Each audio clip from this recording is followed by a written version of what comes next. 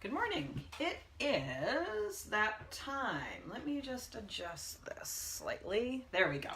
So, hey, it is 11 o'clock, time for this week's Facebook Live. And I'm using my new setup, so hopefully the lighting is a little bit better, the picture is a little bit better. And, oh, I bumped my tripod here. Just a sec. There we go.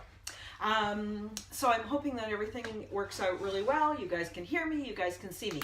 So for those of you who don't know me, my name is Candy. I am a business coach for coaches, but I like to talk about all kinds of coaching type things. Today we're talking about overwhelm. And really this video came around because of something that happened yesterday. For me, I've been working like crazy. I've been working on a bunch of different projects, as well as working on tax returns and numbers and financial statements and all kinds of stuff. And I was just feeling tired, really exhausted, and I was starting to get cranky. And so I wanted to talk to you about this because I had forgotten that you don't need a big long holiday to start feeling better. And so here's what I wanted to share with you, that it was a pretty easy and quick turnaround for me. Now, here's how to do it. So the first thing is, are you feeling overwhelmed? Now, you may just be overwhelmed in your life, and this will help you as well. If you are a new coach, this will help you as well, and it can also help your clients. If you are a new coach and you're in that place where I just don't even know where to start, or I don't know what that next step is, I've got a link to a download in the description for the video. It's called The Ultimate Guide of How to Become a Life Coach, and it walks you through step by step a lot of what the things that you need to do. So I just made that resource for you, and I wanted to make it available. But let's talk about overwhelm, and overwhelm for anybody at any part in their life. So this feeling of overwhelm is, for me anyway, it sounds like I've got so much to do, I have no idea what to do, I don't know where to start. I start to feel like I'm panting, like my heart rate's going, and I'm, have to breathe really heavy, and I really have a hard time focusing. And it's like I've got so many balls and I can't juggle them all. So what I did yesterday, and I did it almost by accident. And so I was just so pleased with how well it worked.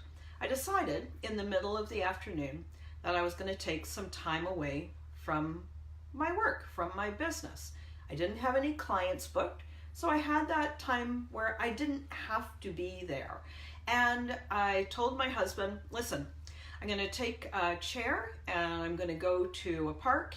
It was a nice sunny day, and I'm just going to sit outside. I'm not going to do anything special. And he went, okay, you're going to do what? And I said, I want to just sit and read a book. I don't want to achieve anything. I don't want to do something around the house. I don't want to do anything.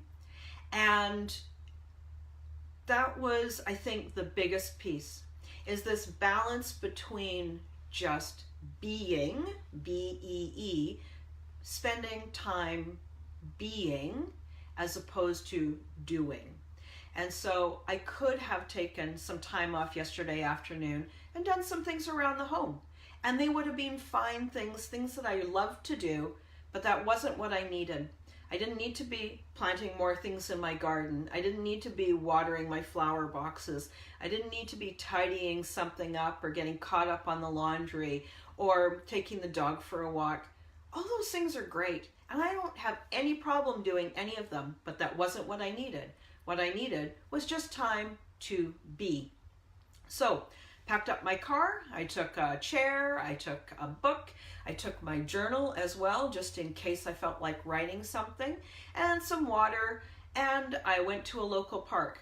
Now, it wasn't a playground kind of park. This is one of these places that's a big green space.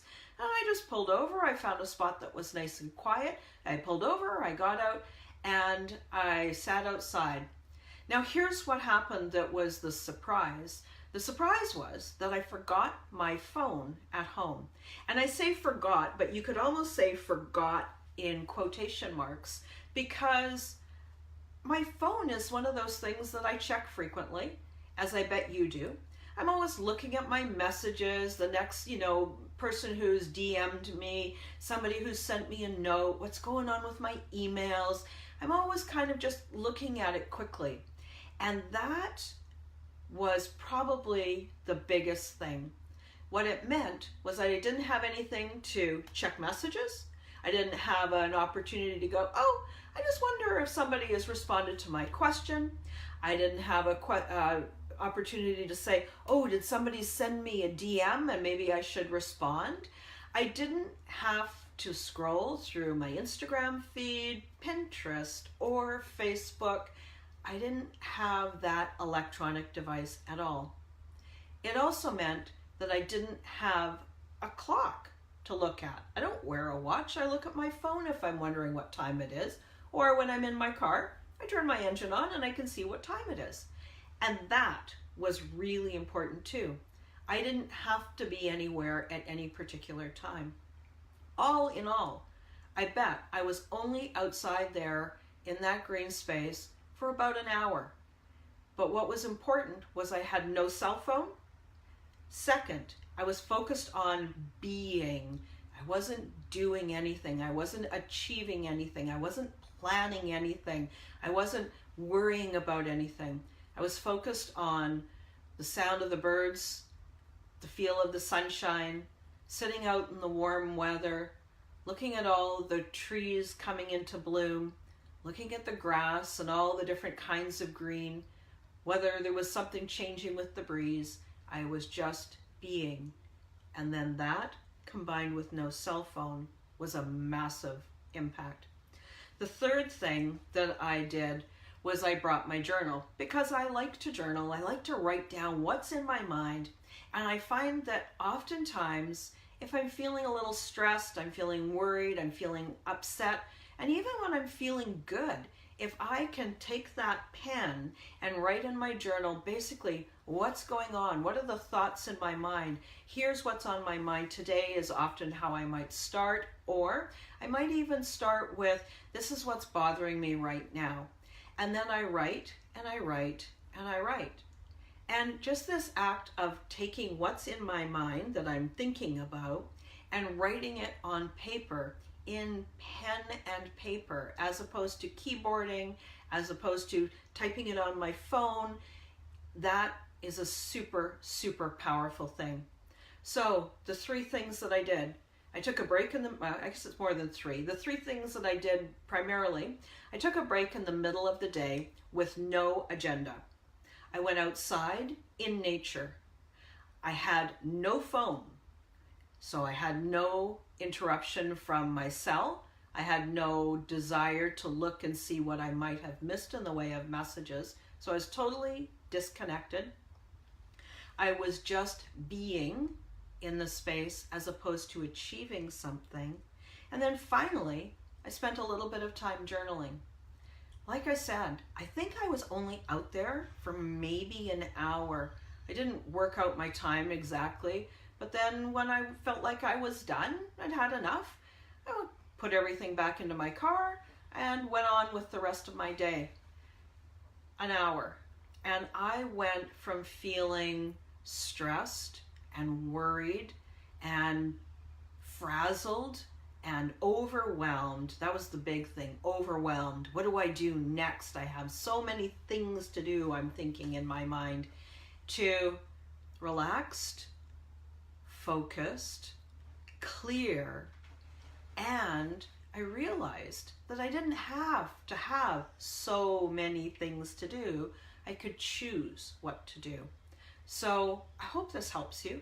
I hope just this simple idea of spending some time without an agenda, spending some time out in nature without a cell phone, and writing down your thoughts will help you too.